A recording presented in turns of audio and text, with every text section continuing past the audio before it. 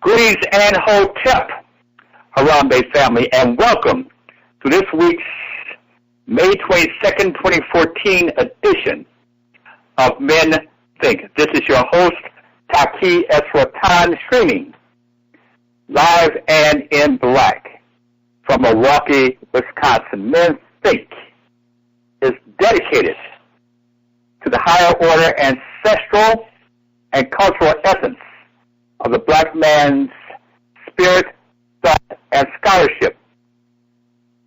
We would like to welcome this evening from Atlanta, Baba Cordell, Director of Crime Prevention Services and Associates out of Atlanta, Georgia. Good evening and hotep, Baba Cordell, and welcome to Men Think. Hotep, my brother, I am honored. Give thanks. Yes, sir. Yes, sir. We are indeed blessed to have you with us this evening to share what you are doing in your city. Please share with your Harambe family a little bit about your background and your offerings at Crime Preventive Services and Associates in Atlanta.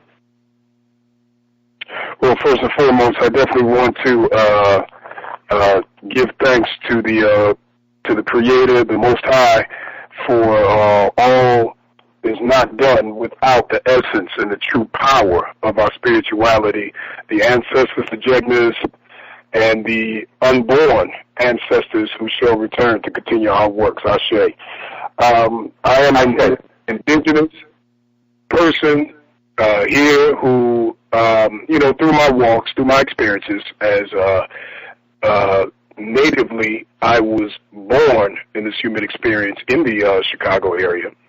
So I am familiar with the Chicago area. And yes, I have existed and worked throughout our neighborhoods unbiasedly and unfracturedly, and also have worked in the various fields of, that's something to say, worked and fields in the same sentence. Yes, sir. Within the various aspects of what one's called LEO or law enforcement, that includes super maximum prisons, that includes juvenile facilities, that also includes having worked in those capacities from the Chicago area to the West Coast in California, Los Angelinos, to Washington, D.C., so on and so forth. So I've had a pretty well-rounded experience of seeing things from a few different sectors. And when it all comes down to it, the bottom line is we have to take our birthright and we have to recognize our foundations within spiritual warfare. Yes, sir. Yes, sir. And thank you very much for that. Our topic for this evening is Baba Cordell's Asafo Summer Intensive Rites of Passage program, designed to prepare our young black males for manhood/warriorhood. Before we get into our discussion, I want to share, as is our custom tonight, our opening quote for this evening, a quote shared by us by our good brother, Walimu Baruti, also out of Atlanta, citing not an ancestor scholar warrior, Asa Hilliard, from his work, Seba, The Reawakening of the African Mind. Baba Hilliard says, there is something, and I'm quoting, there is something dreadfully wrong with an education/socialization process that leaves us ignorant of our past, strangers to our people, apes of our oppressors, and creatures of habitual shallow thought and trivial values. Therefore, Asa says, there must be an independent African effort, to guarantee that our children and our communities develop the perspectives, purposes, skills, and the knowledge to function in ways that enhance our survival and development. I thought that this quote, and we have used that quote before on Men's Think, but particularly tonight, I thought that this quote was very fitting in terms of your initiative, Baba Cordell. Your thoughts on Ace's words? Oh, I mean, brother, it sent fire and chill at the same time. Not before. You know, it's very important that when we hear that, we not only hear it, but we listen to it and we feel it. We have to feel it. It can't be just something that's ideology. It can't be something to whereas the passion and the conviction is totally distant. The thing is, you know, what our ancestor is definitely sharing with us is you as the individual, as the mother, fathers, grandparents, so on and so forth. You have to really feel the need. It has to be necessary for us to independently outside of the Yurugu Asili, meaning white supremacy itself. Now, yes, sir. The thing is when we listen to our ancestor, we're also talking about an ancestor who, I would say as a warrior, did what he could within the academia aspects of the Asili to definitely say, wake up, you melanated people. He assisted with what you just heard. He definitely assisted alongside with other elders still with us, Baba Obadeli and so many others. They're saying, we want to reach you. We are within academia. We are within these institutions, but we're not institutionalized. So we're not going to negate the importance of our drive for true African nation building. So let's be clear. Let's be clear with this. That is a war call. That is a war call. That is not an asking. That is saying you have to take it. It will not be given to you. So you have to realize and recognize the importance, the necessity. Just look at yourself. Look at your health. Look at your families. Look at your the state of the food. Pay attention to what's going on with the air. Pay attention to everything. You have, whether you like it or not, an obligation and a purpose that you better choose to get on the pathway of recognizing. There is the divinity. It's not separated from your actualization of your human experience. There has to be where the rubber meets the road, but you got to want it. You got to have a desire. You have to see the purpose and have some strong conviction. That is a war call. Yes, sir. You just said a very interesting point, and I wrote it down, of course, with myself being also in academia. Speak to that point that you made about being in the institution but not being institutionalized. I'm going to use that over and over again because, in fact, indeed, under integration, I'm thinking, and I'm digressing right now, but that's probably what happened to our brothers and sisters, particularly our brothers, over these past 44 years. They got into the institutions, whatever that was, be it academia, be it politics, be it whatever within the government, the city services, their jobs. They got into the institution and became institutionalized. However, when we look at the Asa Hilliards and many other brothers and sisters we might think about, they did not become institutionalized. Could you speak to that, please? I really love how you phrase that.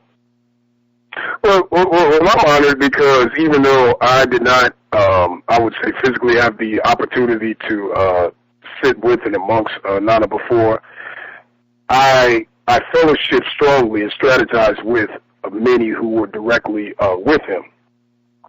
And I also feel how the spirit, the works exude through them still. So with that being said, you know what, we're going to keep this a little bit collard greens and cornbread without the fat back, so to say. Yes, sir. The thing, go ahead, please. The thing is no matter what you are doing or feel compelled to do, okay, you got your bills, you have your families, let's think about it. You paying your water bill, electric bill. Some people look at the ideology of just surviving. Some people are looking at, well, I just want a house. I just want a yard for my children to have or call their own, but they're not taught how to be literate of systematically the paperwork and other such things. So institutionalization is rampant and amongst because it is really a distraction. You feel so dependent upon this Urugu Asili. That is why I would say a wonderful manual. I certain aspects of what I call literature. I don't call books, I call them manuals. The manual Urugu by Marimba Ani is so important and so pertinent right now, with just assisting ones to understand how you can literally be zapped in the matrix and don't realize it. Myself, when I worked in the various capacities, I felt more than anything else a dependency. Now, let me be clear with this. It was a struggle because there was something morally and I would say sensibly I was totally against, even though I wasn't exactly fully aware. I didn't recognize it. I didn't pinpoint it. But yet, hey, no matter, even if you go to school to get whatever umpteen degrees, you're still about getting a job. Institutionalized slavery to keep the machine going. So the thing is whether you like it or not, just to function in this forever evolving colonialistic place, you're still adding on to the machine. I don't care how little, how great, or what you may deem small or major. You're still adding on to the machine. You easily become institutionalized through your dependency. Because, if you're looking down at, if you have a family, if you have a wife, if you have even just yourself, and you're saying, well, I need, or I want, the manifestation of desire is something else. That's just as heavy as based upon just the needs of just putting some bread and milk, up in the cupboards. So the dependency itself of being able to live just within this facility, that itself can institutionalize you, because no matter where your instincts may take you, until you can cut off this mental umbilical cord, there is always going to be that level of dependency. And that itself is institutionalization, and fear itself is institutionalized. So we have to really analyze that within our individual selves. So that's why I highly encourage anybody to, if anything, and I'm going to say this and be clear, if anything, how can we flip the institutionalization through dependency, through fear, through so many other things? How can we flip that to a strategy of war?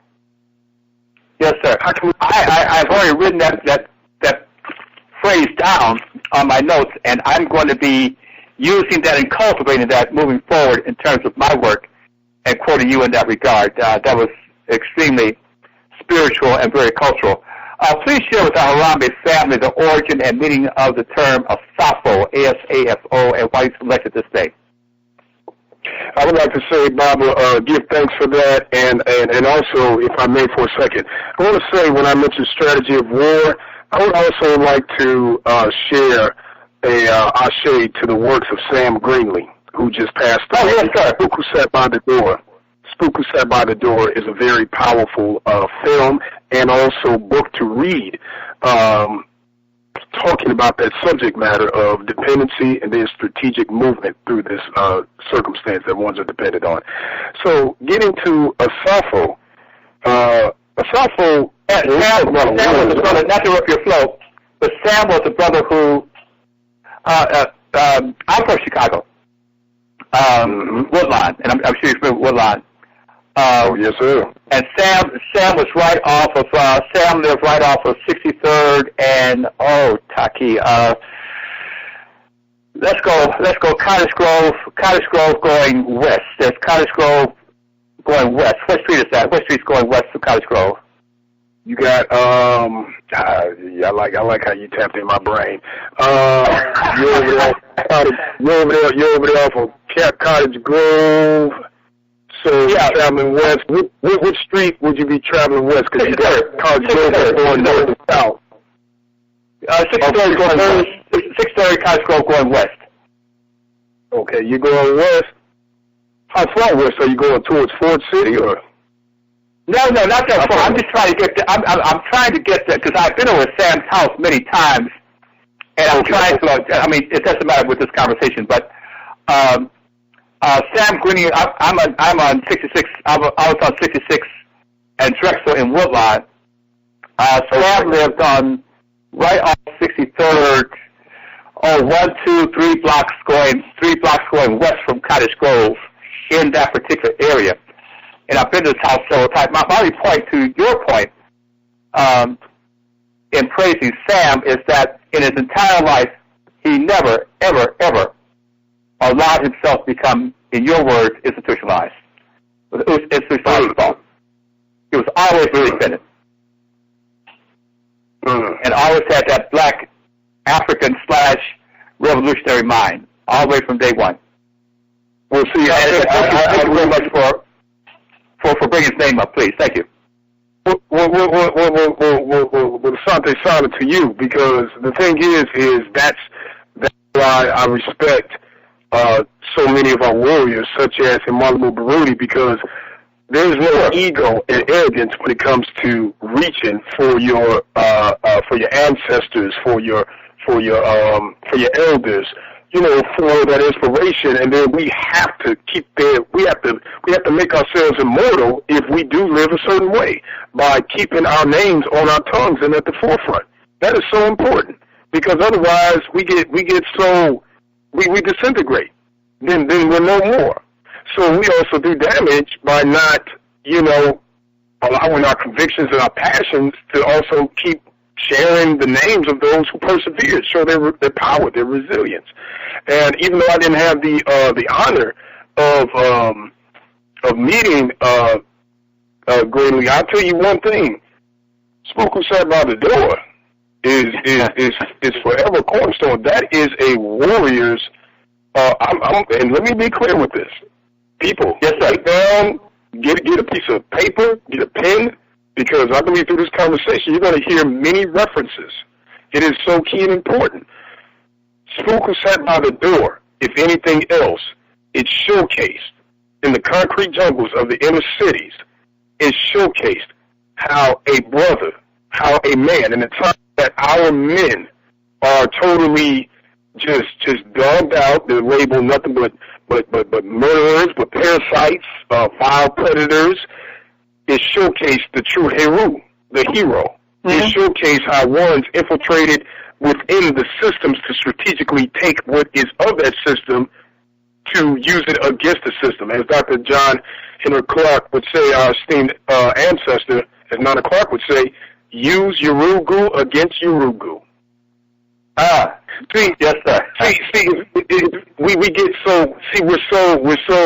We've developed an umbilical cord of dependency that there seems to be some sort of emotional attachment to an enslaver.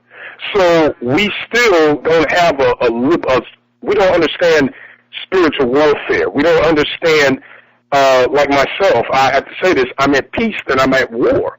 And I realize that there are many battles. But if you stay ready, you don't have to get ready.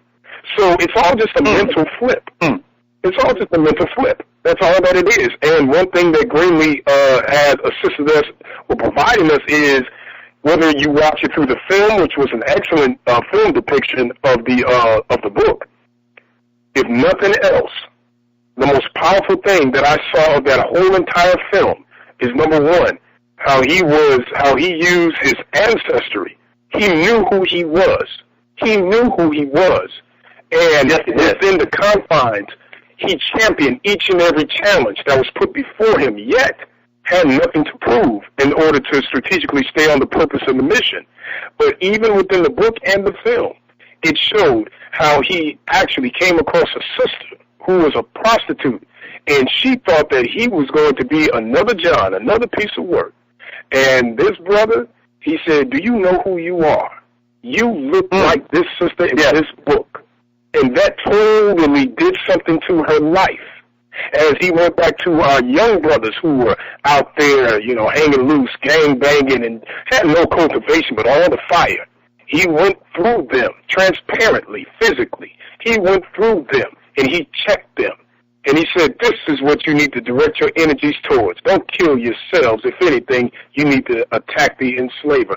So that is a powerful, powerful tool of war. Period. Yes, sir. Thank you very much. Thank you very much. I actually think I will be attending. There's a memorial service for Brother Greenlee in Chicago in June. I will be attending that. And I'm thinking that. Pardon? What was his age? What was his age? I want to say 86. That comes to my mind. Mm-hmm. Mm-hmm. And I could be incorrect, but just on Facebook and checking the showings this week, I want to say 86. But I do know it was in the 80s. So what's interesting about that is saying 86. That means that his experiences, and we have to look at that. When someone passes, as we go by this Gregorian calendar for our years, that means that the many different decades and eras and all the things that happened within him. For those who didn't have a chance to speak with him, the biggest questions are now, what is it that he really had to share? I would take it that, are we going back to World War II? We're talking World War II.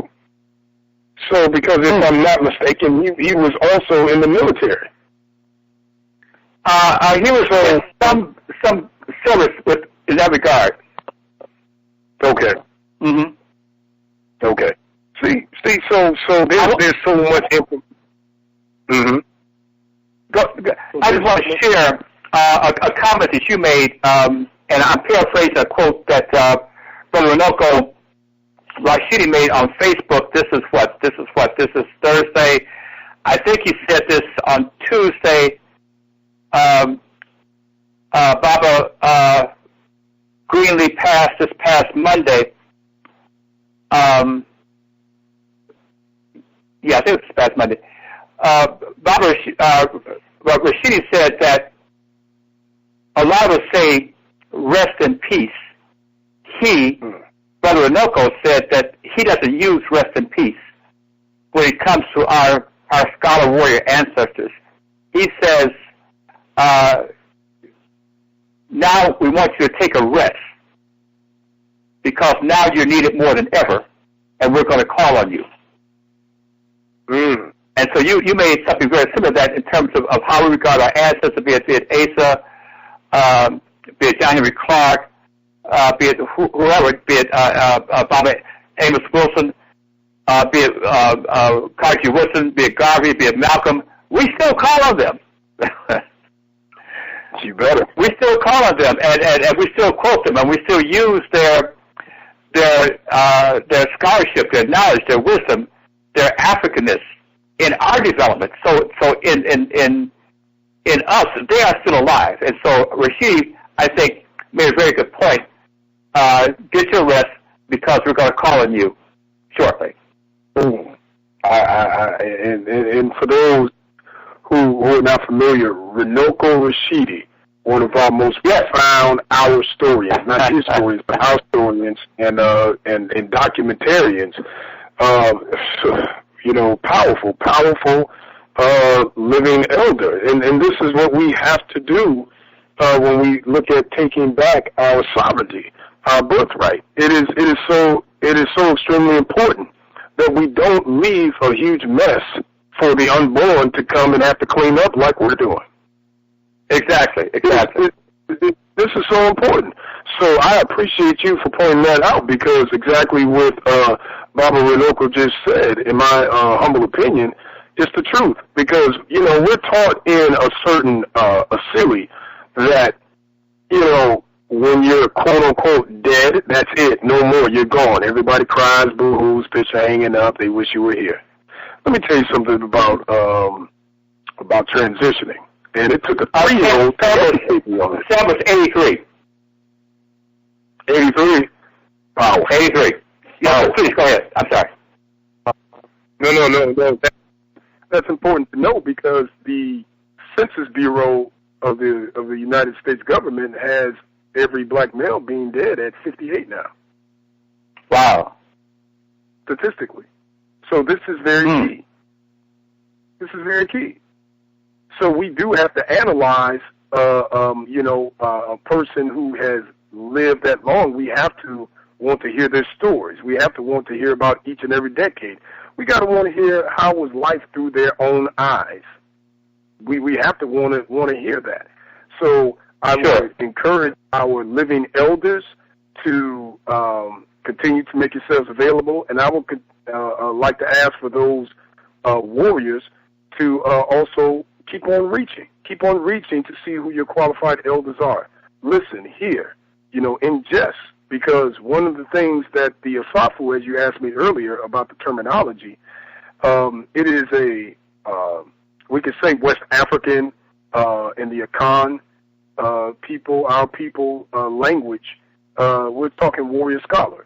And, of course, we have the right to own our words, as all things cannot be translated into a European construct of a language. Sure. So when we're talking about Asafo, we are talking about warriors who are non-compromising.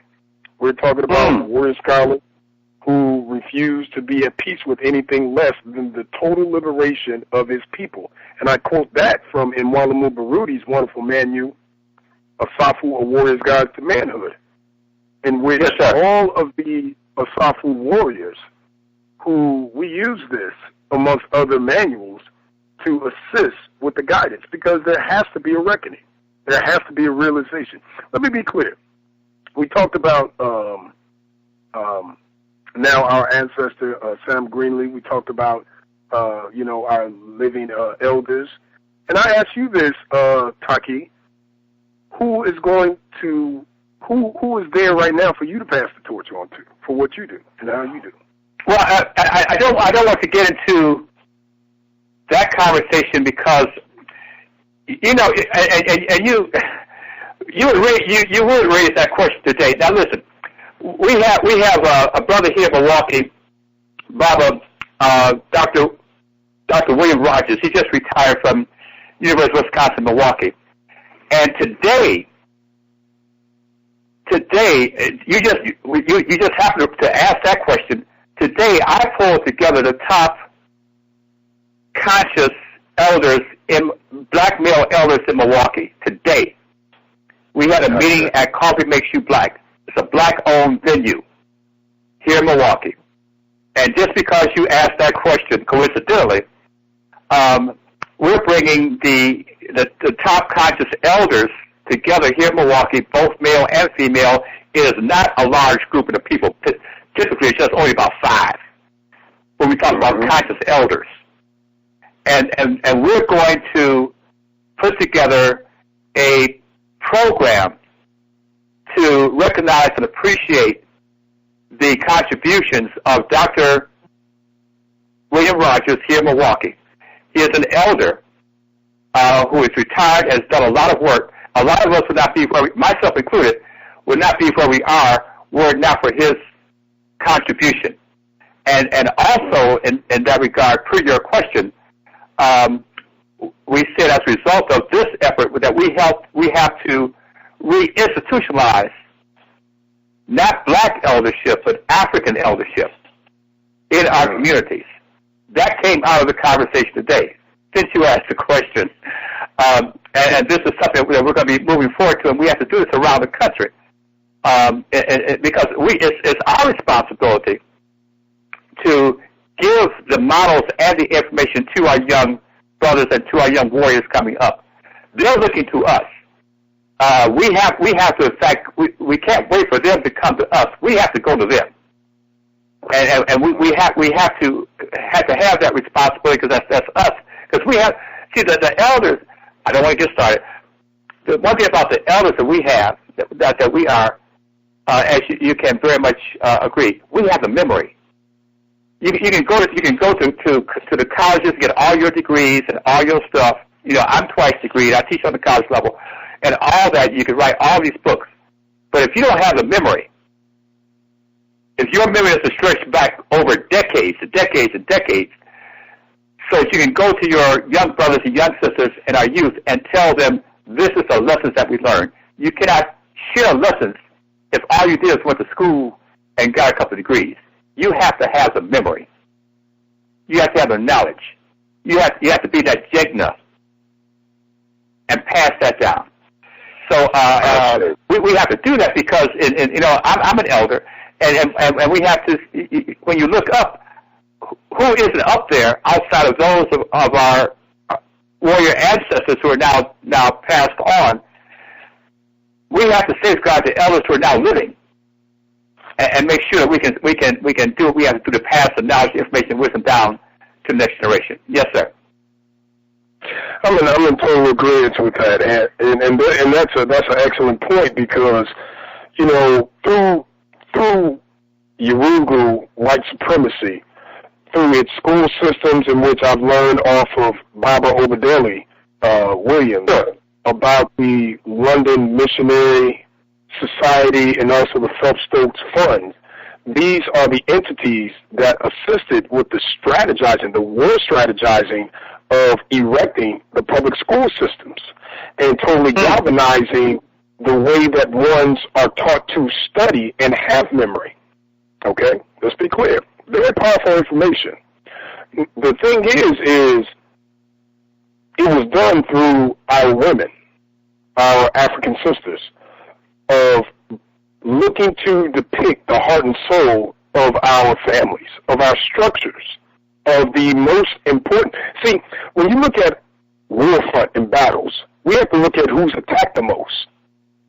The ones that are attacked the most strategically, those we have to look at what is the reason, what is the importance.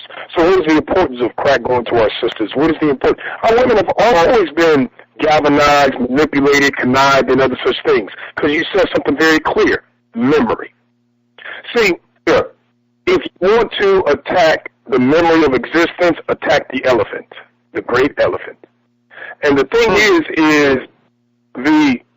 when you talk about, as I say this phrase, our people have been taught to have short-term to no-term memory. Now with technology, the way that it has been misused and abused, and all of the ingredients within it that our dear brother Dick Gregory always talks about, the manganese, and Dr. Delbert Blair talks about the importance of using the crystals on the phones and being careful of these devices and having them up to your ears. The thing is people are not only further distracted, but if you notice, their memories are totally jarred. People can't remember a number. They can't function without this misuse and distortion of electricity, so on and so forth. So when you talk about memory, let's be clear. Newton, Galatians in them, Sir Francis Galatian, and other such people, they actually, and prior to them, lobotomies were performed on our people to see if ones could bypass going through universities and constantly observing our people for years and decades, which, in my opinion, I say this now, and this is not out of disrespect, but we shouldn't let them in anyway. The thing is the lobotomies were performed because one saw that our intelligence was so great that the Yurugu, the unwhole entity, could not grasp it, that they wanted to just slice off our brain to see if there was something that could be extracted out of it. We're talking about connivers. We're talking about those who have gone into tombs. So if you have any sensibilities of emotion towards any entity that holds a Yurugu energy or spirit, if you lean towards anything talking about humanitarianism, then you're going to be lost in the whirlwind because you're talking about something that can't be whole. The only thing that it could do is look for other strategic ways of lobotomizing anything that is of you because your memory. You said something so powerful, the memory. Nana Clark said something so powerful, and I love quoting him because I enjoy it. This is not to make a mockery of my ancestor, but don't think about it. He was so serious. He says that while he was going blind in a great and mighty walk, for those who need the visual, please watch the great and mighty walk. Sir. He says, as he was going blind, he had a secretary that always, worked with him and would go get his needs. And he blatantly said when someone tried to debate and challenge him that I remember more books than you have read. I remember more books than you have read. Yes, sir. Incredible. So I myself, my radar looks for those details of wisdom. That's a warrior type of capacity to have. I'm like, wow. You know, that's not a wow factor like he was extraordinary. That's how we are. That's where we're supposed to be anyway. Yeah, so I just want to share those sentiments. Right.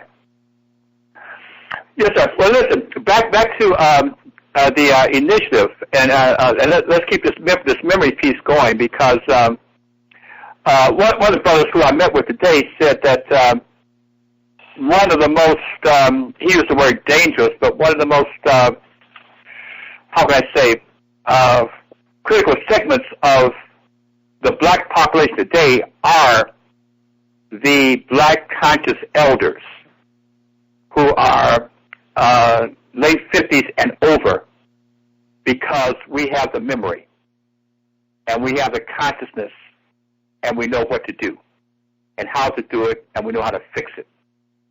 And that, within that collective population, outside of other brothers and sisters who are in their 40s and 50s who will be conscious, that we're the ones who have that memory and that knowledge. And so it's our responsibility to pass that on.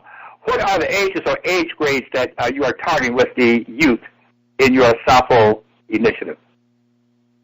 I want to be clear with that. Even though it's stated that it's a mature 9 to 17 years of age, it really has nothing to do with the age. It has nothing to do with the physical numbers. That's not what it's about. And I want to be clear with that. You know, we're dealing with stage, not age, because we've been thrown so far off by concentrating on these numbers. That's like someone counting calories. You know, I mean, it's an apple. You worry about how many calories it's got, it's an apple. You know. Yes, sir. So, yeah, you understand where I'm coming from. I do very well. So I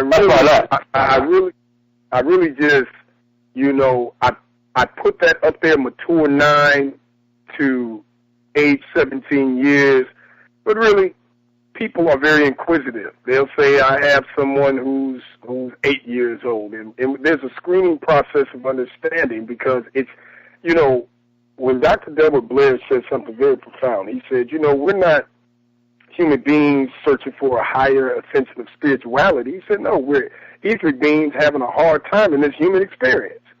So you have to be able to look at, you know, the households or the guardianship or the cultivators, where they're coming from. And I have to look at, well, you know, what are some of the things that they have been reared with, some of the habits. So, you know, we go through a little screening process. Even though all of this information is yours by your birthright, it's not just you who's coming with the territory. And this is really sad. This is the sad part. I would rather just keep the door open and let the floodgates of any and all come on in. Yet we have to screen wisely, because I want to be clear. I'm not in a program-ish type of place. This is not a functional program. This is a preparation. That's just to get your third eye open. This is just awakening. This is just recognizing and awareness. So there's much work to do before we can actually start talking about certain levels of passages. As I agree with the manual, Let the Circle Be Unbroken, by Elder Marimba Ani.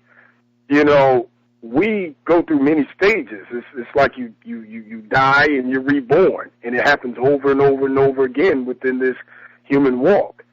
So the thing is what has been the cultivation and the preparation for each and every stage? That's the whole thing right there. When I would say, what was this?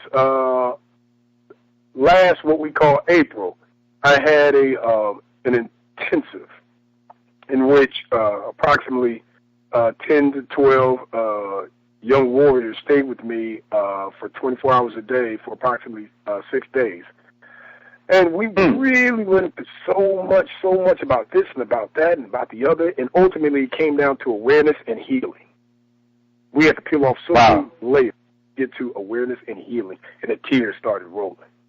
And the irony, let's get to the irony. The irony is what no one expected, including the parents, was that the parents, because it was mandatory that they be a part of it when called upon, is that we had a face-to-face in which there were certain rules. The parents had no idea what it was going to be, in which the young men were able to speak their minds and their hearts to their parents, yet with respect, yet still on point as they are speaking with their elder and their parents.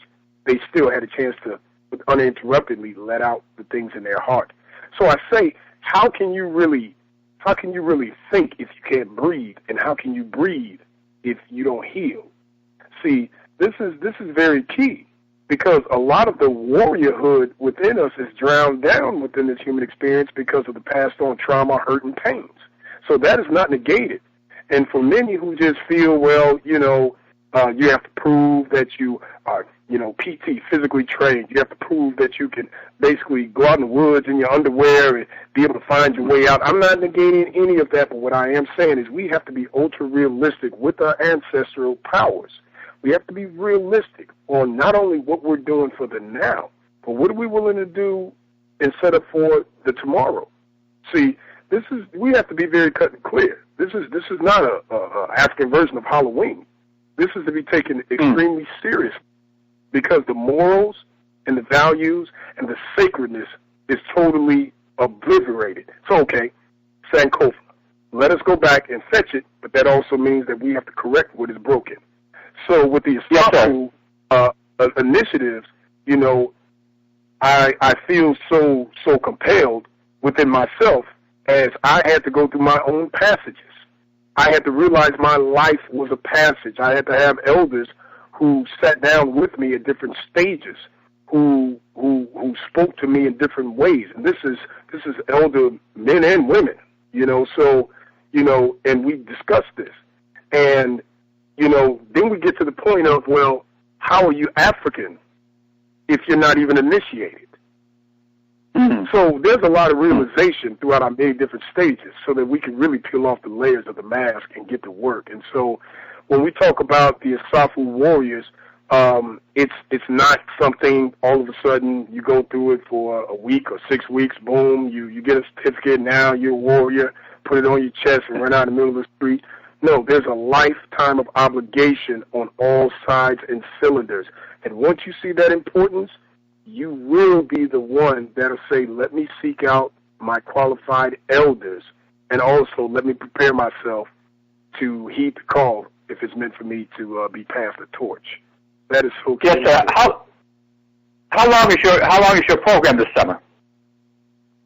Well, the Asafo initiative, it will be approximately 6 weeks, but it's constantly ongoing because we don't stop after that. Yeah. Great. And how do you select the teachers, guides, models that you will have working with you in this effort? You know what? That's a great question, and for me to say that's a great question, I have to tell you, Barbara, that it's like divine order. And I literally mean that, and I'm not getting all mystical, majestical here. I keep it straightforward. Things it just comes. I meditated on the heart. I do my libations, and then when it's time, it's like, boom, okay, let me see if Baba Baruti, who has been a part of it so greatly, he's available. Sure. Let's do it from this reign. If this wonderful elder, Nana Siti Obio, is available, who's an elder healer, she's a botanist, she understands the healing mechanisms, and also Western medicine, if she's available, from this aspect, let me see if she's available. So the whole thing is our elders are a part of it. They're a part of it. And what's great about it is so many of them get the chance to be amongst, some may not have, let's just say, grandparents or they may not have that uncle or aunt, the wisdom of how it's supposed to be. So now they can say, okay, in this conscientious journey, I also have that here also. So it just fuels their foundations even further. And it also gives them outlets to talk about things that may be of the heart and also of the mind. So yes, there are so many people who are actually a part of it, and some of them don't even know. I usually just call them on up, and I'm honored that they take the call and make the time, and Baba Baruti is done. Sure. Yeah, give my regards to Baba Baruti next time you speak with him, please. I've had him on my program before. Yeah. Why is it critical that we take our young men through a rites of passage process? And I know that, of course, this was why is it critical that we take our young men through a rites of passage process? I do know that this was traditional in our African cultural settings. But why is it so critical today here in this Western setting that our young men and our women, our sisters too, but particularly this conversation, young men, go through a rites of passage process? Well, the thing is you're being taken through a passage whether you like it or not, even if you're not conscious through it. For example, let's just look at the school systems. You know, as an educator, you know that. Each and every stage there's a graduation of saying that you earned this and that from first grade to sixth grade to junior high to high school. Those are passages. Saying that you are now worthy to continue on further. So in all actuality, it is a warped version of your ancestry. When you look at military, law enforcement, or whatever the case may be, you go through a hardcore boot camp. There's a lot of physical training, there is a lot of weapons training, but there is more psychological training than anything else. More classroom, psychological, study group training than anything else. And therefore, it touches not only your head, but it redirects your heart because it tampers with your perception and your worldview. So you're taken through passages and don't even recognize it or realize it because there's a sense of normalcy that you have. So to say, well, why do our brothers and sisters need that? Well, they need it because one thing about it is when you do it the correct way, the right way, with your ancestry, with the power of existence, you will finally get to your real self. You, in the other world of going through that, now you're going to have to go through the ill wills and the pains against your own instincts and against yourself while doing passages for someone else's bidding.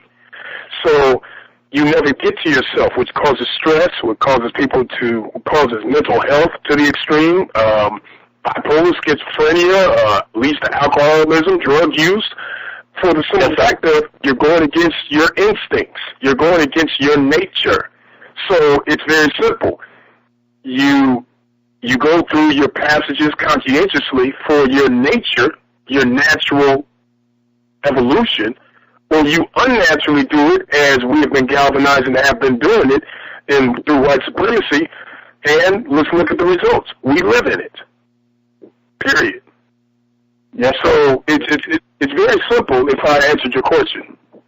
Yeah, you did quite well. And so in that regard, what is your outcome profile when our young men complete your program?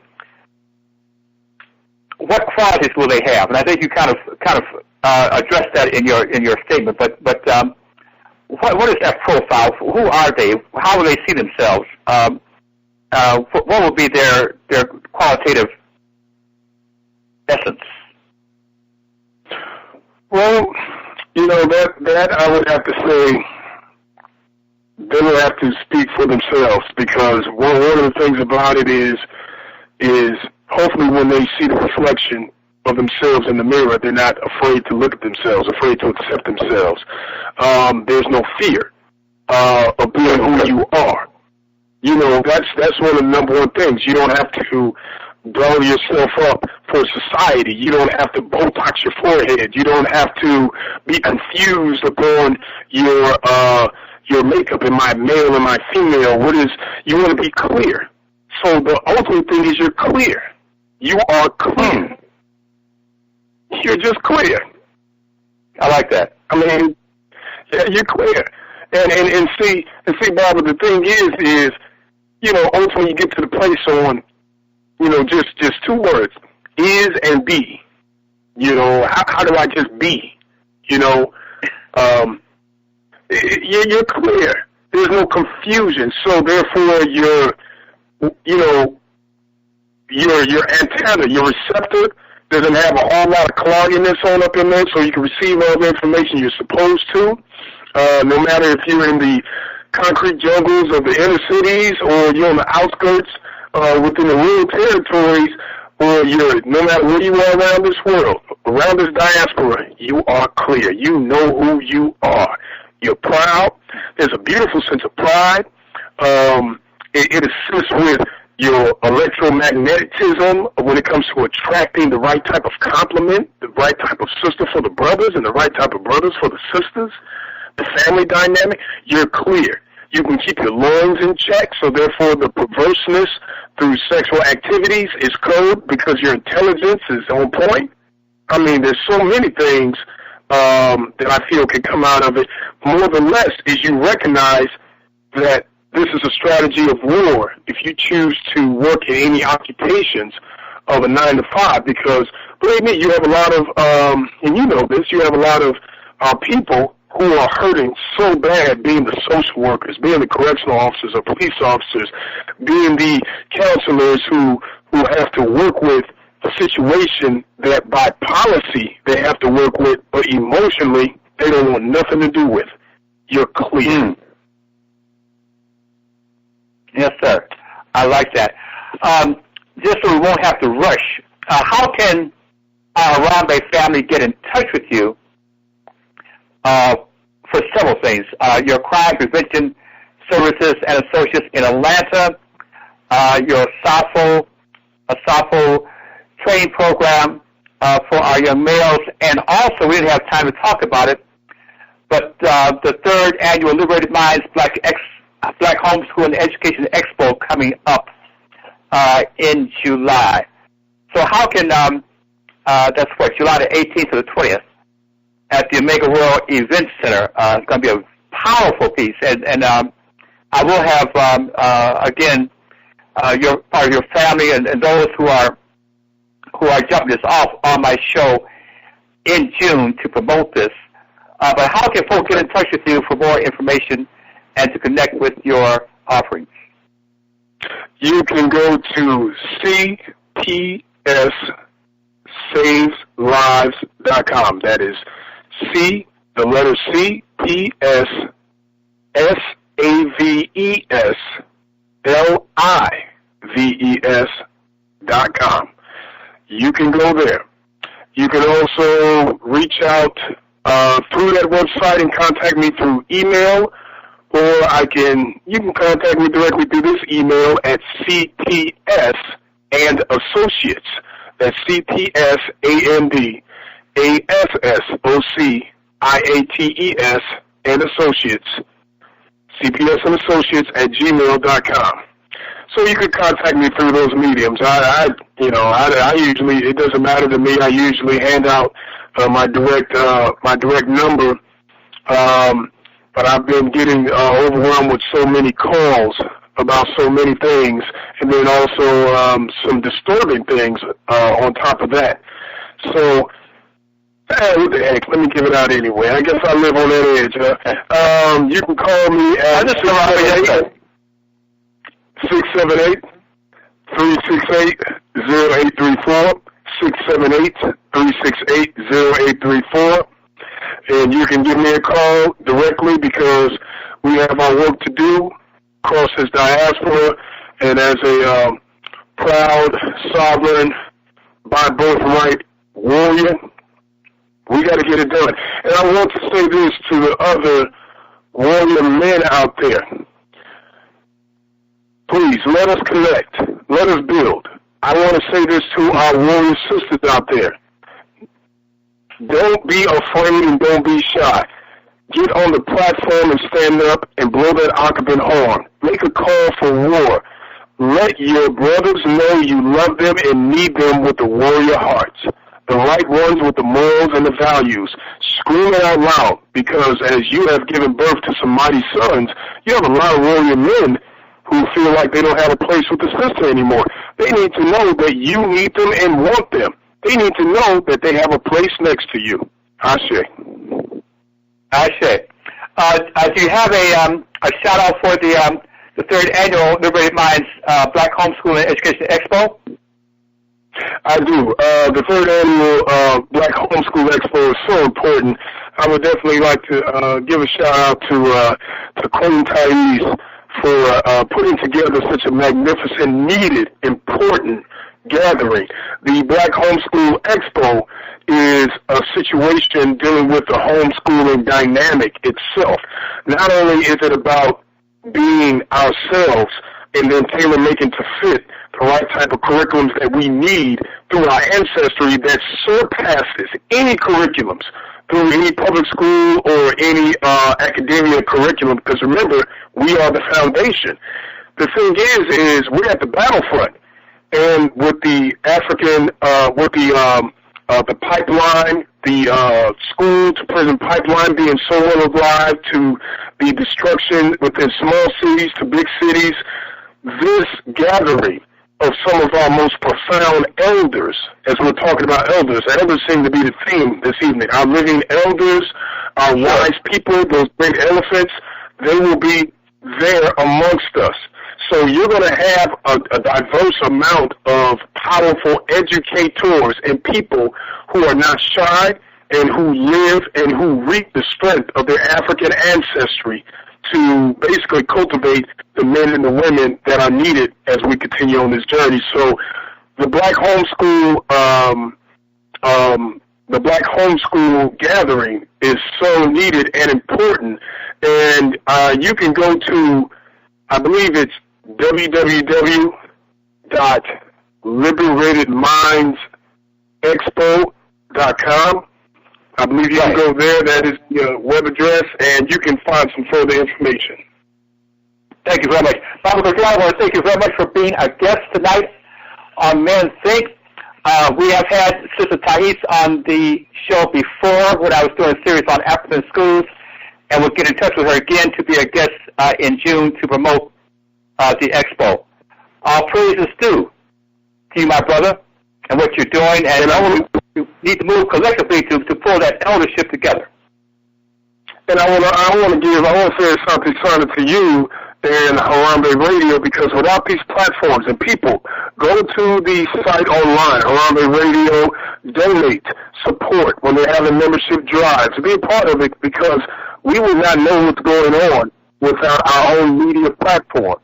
So this is so important. So I definitely want to say something sounded to you.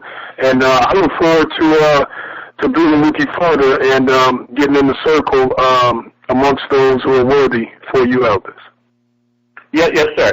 And to our Harambe family, I want to say a strong Hotep and good evening. And Baba Cordell, I love this conversation and look forward to speaking with you again. Hotep. Hotep.